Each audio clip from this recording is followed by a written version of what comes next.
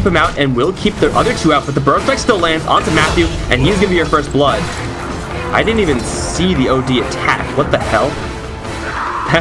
I did not see any animation there. I don't know how that worked, but he got him.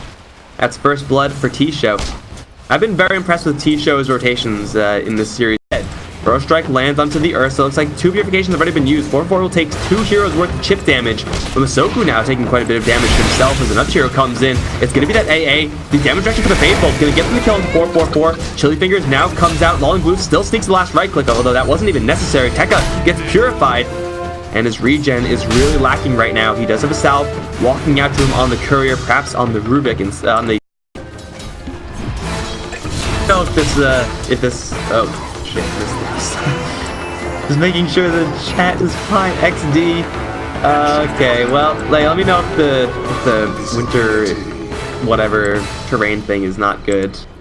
I'll change it back. I think I can change it back here. I'm not exactly sure where that is. Oh, Matthew, you do not want to be there, my friend. Burrow Strike, Cold Feet combo. Can telekinesis. The Sand King still gets frozen, though. Purified to death before Masoku can really hit back. Now Masoku called the degen aura. He is going to fall as well. Maybe to the neutrals? Trying to go for the neutrals. Burrow Strike and the hammer blow from the Omni Knight right on the skull. Are those only supports to die? No, that was Shadow Fiend to die in the mid lane. Leo style. Punishment into Burrow Strike into Cold Feet. You are super dead, my friend. Lolling Blue, my god, he took problem. Just walk on out. Oh, now here comes the backup for realsies. The Benjaz does have the Ravage, but he's going to get put under. Trying to focus on the Matthew. First of all, stun goes off onto 3 heroes, and now the Ravage comes out onto 2. There goes the Sand King, and now the Ursa can start letting loose into the Omni Net, though. PTT still does a lot of damage, though. Masoku is going to find an angle in order to get that full channel of the Shackle. Here comes the Fury Swipe. Purification going to keep PTT alive for a little while longer. With the Anchor Smash sticking on him, he's not doing all that much damage. Phase Bolt is still here, and the phase on the Ursa is meaning that he's plowing forward. Looking for an angle onto PTT. They do catch him with the lift up. Burrow Strike through is a little bit late. That's just going to kill off the Sand King because he overcommitted, giving Tekka a double kill. And that is going to be Sacred collecting huge bounties here. Hijack may grab the bounty rune here. Luckily for him, Masoku is slow as ass and is going to still be able to shackle, but Tide is going to leave. So he's like, good luck, bro. You're on your own, buddy. And Masoku's like, you bastard. You betrayed me. Tekka, in the meantime, is like, I'll help you. Unfortunately, degen aura. He's gonna try to get in there. Maybe one day he could land one hit. There you go. Yeah, got him. That was a good use. Jacked up like this. Does have his ultimate for some damage reduction. Gonna turn around, try to go for 4-4-4, but there's no true sight here. Leo stop those arrays. Not quite enough damage. Hijack's gonna repel himself and just charge right in. I'm not really sure if that's the play. He's not gonna get punished by this. As the Shadow Shaman is coming in, we'll find Lolling Blue. Hex is there for Masoku. He's going to get rid of the Cold Feet first. And I actually thought this was... I didn't realize that was an Omni Knight. I thought that was going from Sacred. Matthew's going to come from the side. I thought it was the Omni Knight coming in with the Rubik. Rubik's going to grab Repel. And he will block the Purification with it. This one. He is going to get the Shackle off on the Sand King and will actually survive. With the shock, will die to the Cold Feet eventually, which kind of sucks for him. Mega kill for Lolling Blue. Are you serious right now? They will ravage the Omni Knight. I do think that's worth it. With the raise, they'll get the kill. But they are unable to get the most valuable hero, the Ancient Apparition. I'll take things that are never said in a Dota 2 cast for $1,000, Alex. And drop the Serpent Wards. And with the Shackle, it's not quite going to be enough, but he's actually walled in. He'll try to imprison himself, but he'll wake up into a raise. Here comes the Ice Blast. Requiem as well. PTT is going to survive thanks to the Omni, but Omni's taking a lot of damage himself. Terran's going to jump right in with a Shadow Dance, but he'll have to dance himself right out of there. That's going to be a quick 2-kill, including the kill on Lolling Blue. The Ancient Apparition got mixed up in the wrong neighborhood. Terrance is going to... does come up again, not purging. Masoku now be able to land a shackle, but he does get repelled off. Benjaz does not have a Ravage right now. Still, lots of damage to the Omni Knight won't be enough to get the kill, as the Ursa and the Shadow Fiend are elsewhere. Really nowhere nearby. Tekka's kind of nearby with the Aegis, and he has no backup. Tekka is going to have to fight his way out of this. He's just dead. Matthew's like, I'm trying to help, bro. I really can't. He's going to Cold Feet himself, try to burst down Hijack, gets frozen in place, and now here comes the Epicenter versus the Ursa. Doesn't have an ultimate now, gets Burrow Struck and Ice Blasted, and he's just dead. In the backline, Terrance is able to Shadow Dance away from the Shadow Fiend, And Matthew, well, he's not going to get jacked up by the Slark. Not going to make a turnaround just yet, but he's going to get banished. Not quite get a kill, and we'll have a purification here. Benyes is going to ride with the Ravage. Gets Burrow struck first thing. Matthew will fall to a stray orb. And Masoku now pushing forward, looking for a hex on whoever he can find. Those little vortexes, though, slowing them down by quite a bit. And ultimately, the score is tied. This game, much like the last, is just going to be an absolute clown fiesta. And this is why we watch SA Dota.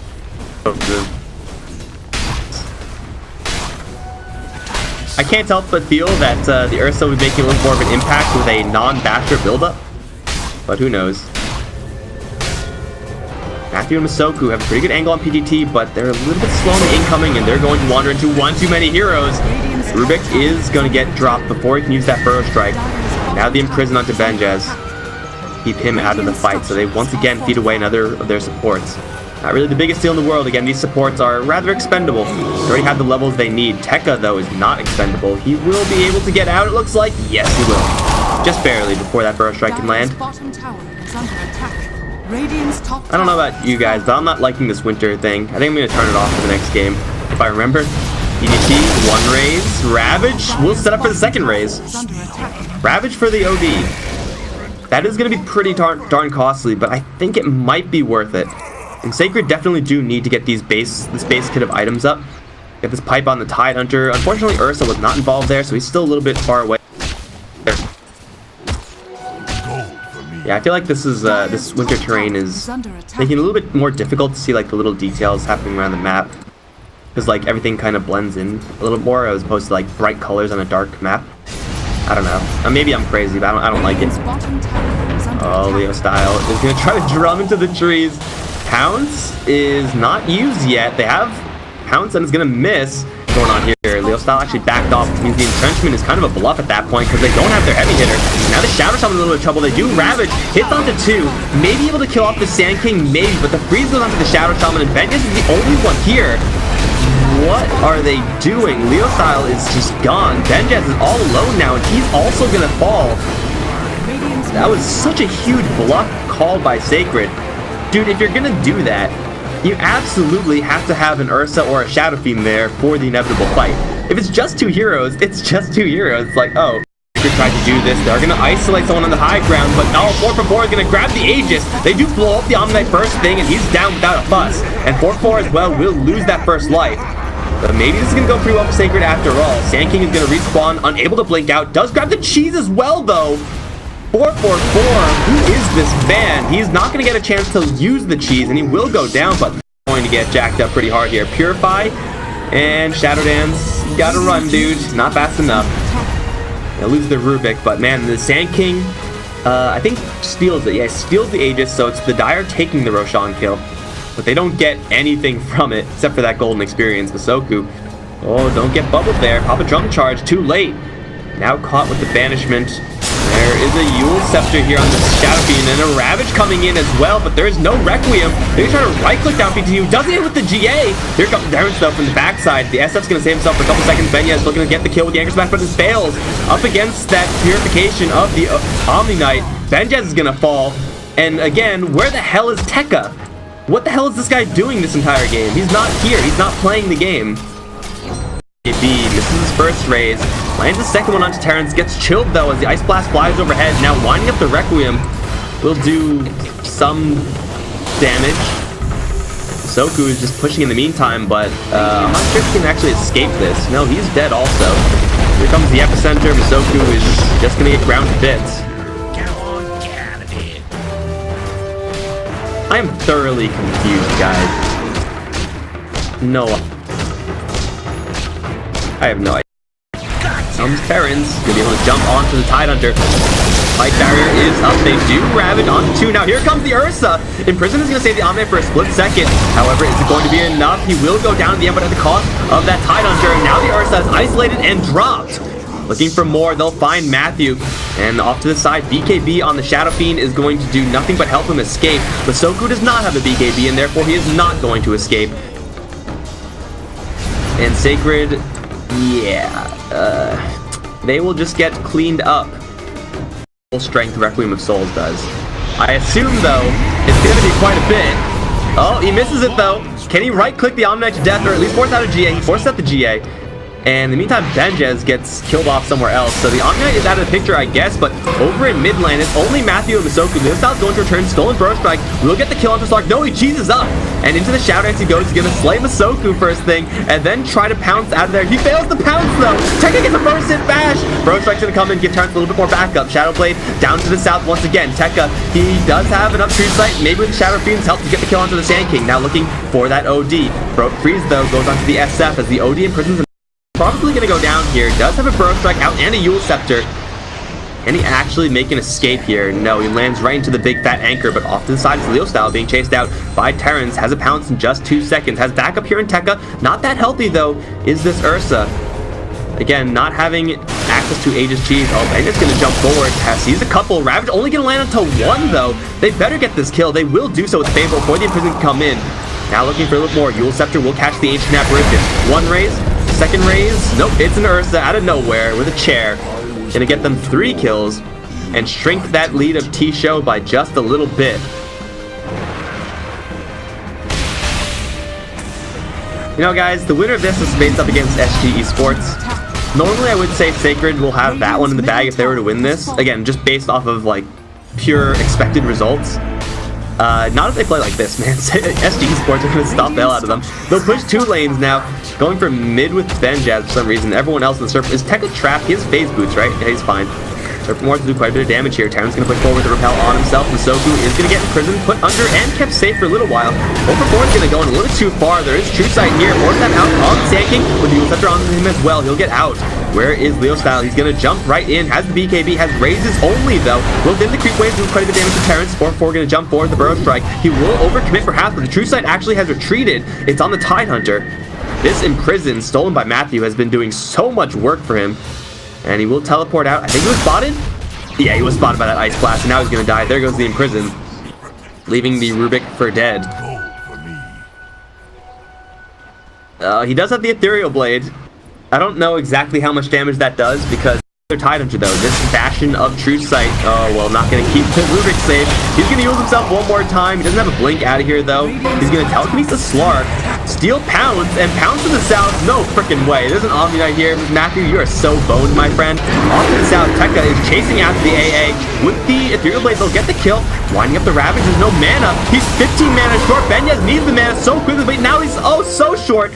Thanks to the Eclipse of the OD, he's chasing after 4-4, can't quite get him, has a blink, and an Egg Smash that also won't kill. 16 HP, Benjaz can turn around and gush him. Maybe not because of the Lincoln Spear. Benjaz is gonna fall. Sacred, I'm not sure what their game plan is at this point, but whatever the hell it is, it's not working, man. Gunning for the AA and ignoring a Slark and OD? Strategy con so far has... The Requiem was also used there. Dude, what are you... What? He's fine, right? He's fine? It's 5-second BKB anyway. It doesn't do that much damage. Like 2.5 multiplier. 2 multiplier plus times 75. 120, that's about 300 damage. Times 40, that's about 300. Yeah, you're not going to get killed with that. It won't even save Masoku. In fact, it'll kill him faster. What the F is this game? I'm so confused. Terrence is repelled. Oh, Blink Burrow Strike. 4-4 hasn't even healed yet. They'll just kill everybody. They will lose 4-4 to a raise. And Sand King's gem will be passed over to the OD, but the racks are now open. Tier 3 is claimed, and Terrence will just go straight in. Does get Ethereal Bladed, but he's fine because he'll pack that off. Sandy's Eclipse has been stolen, but Rubik doesn't have that much intelligence compared to what an OD can put out. He'll force out to the high ground. Raises will not get the job done. Tech has a Blink Dagger. Can't quite find him. Will go blind and completely whiff. Now going to go for the Omni Knight. The damage from the Ursa is not nearly enough because it's just way too late for an Ursa to be that effective. They will still get the kill. They'll be able to hold the range rack. They lose the tier 3 in melee. Terrence is... I feel like shouldn't have been able to get this many initiations off. I feel like there's a severe lack of true sight on the Sacred side. He's level 25 at this point, so he's got the Essence Shift to last about a million years. And they'll just straight solo kill Tekka. Because, you know, that's how this game has been going today. That's just how this game works. Tekka goes out and does something. The rest of his allies try to try to reconcile it, and then raise. Wow, that was the entire build of Shadow Fiend. BKB on PGT, he's just gonna lay into this Shadow Shaman. They will isolate the AA again, but who freaking cares, man? It's an AA. They do have the gem. No, they don't have the gem on the Tide Hunter, so they don't know where Terrence is. Burrow Strike lands onto the Tide Hunter. Leo Styles going to jump in. Requiem BKB is going to do like 100 damage to someone, and then he'll blink out of there. At least he has the Octarine, so he can get another Requiem in just 40 seconds. That's not bad.